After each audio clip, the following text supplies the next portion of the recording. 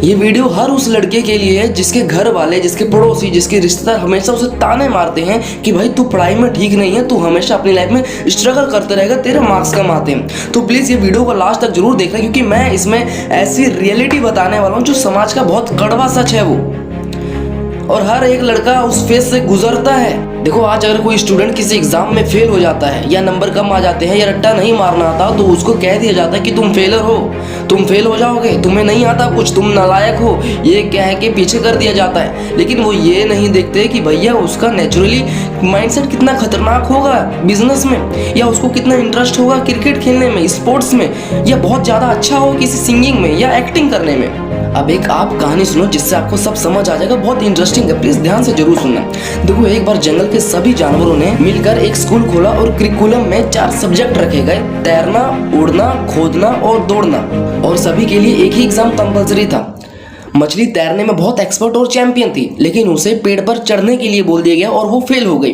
पेड़ पर चढ़ने की कोशिश में उसकी फिन्स भी टूट गए और वो तैरने लायक भी नहीं बची। और चिड़िया उड़ने में तो टॉप करती थी, लेकिन उसे बिल खोदने में लगा दिया गया। नतीजा ये हुआ कि उसकी चोंच घिस गई और पंख भी टूट गए, ऊपर से वो उड़ना भी भूल गई। और खरगोश दौड़ने में तो नंबर 1 था, लेकिन उसे तैरने के लिए लगा दिया गया और वो डूब के वहीं मर गया।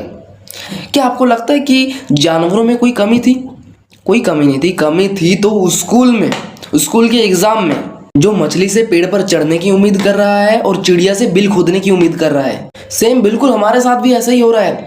हमारा समाज और एजुकेशन सिस्टम इंडस्ट्रियल एरा में बना था, जहाँ पे टैलेंट तराशना नहीं, एक जैसे काम करने वालों लोगों को बनाना था। देखो, प्रॉब्लम ये नहीं है कि आपके अंदर पोटेंशियल कम है या टैलेंट कम है, प्रॉब्लम ये है कि आप चिड़िया होकर दूसरों के कहने पर नदी में तैरने की कोशिश कर रहे हैं। देखो, दूसरों के बनाए हुए मैदान पे दौड़ने वाला इंसान हमेशा एवरेज रहता है, लेकिन जब आप अपनी असली स्ट्रेंथ को पहचानते हैं और उस पर मेहनत करने लगते हैं, तो दुनिया की कोई भी चीज आपको रोक नहीं सकती चैंपियन बनने से। क्योंकि शेर कभी घास आके चैंपियन नहीं बनता, वो अपने इलाके में शिकार करके राजा बनता है।